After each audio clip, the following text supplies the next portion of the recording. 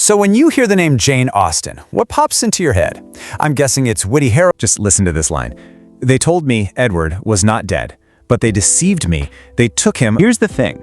Before she became this master of subtle romance and irony, a teenage Jane Austen was writing some of the wildest, most hilarious parodies you can possibly imagine. See, as a teenager, Austen wrote this whole collection of stories that we now call her juvenile. The more you cried, the more you fainted, the more you just fell into total despair over the smallest thing. And love in these stories, it wasn't some slow burn. It was an instant, all-consuming bonfire. This character has known Henrietta for a whopping 1 month, but he's Fragile that you can't even make small talk with them.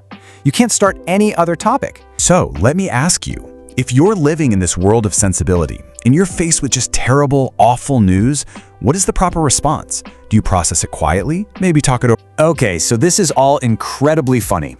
But what's the point of it all?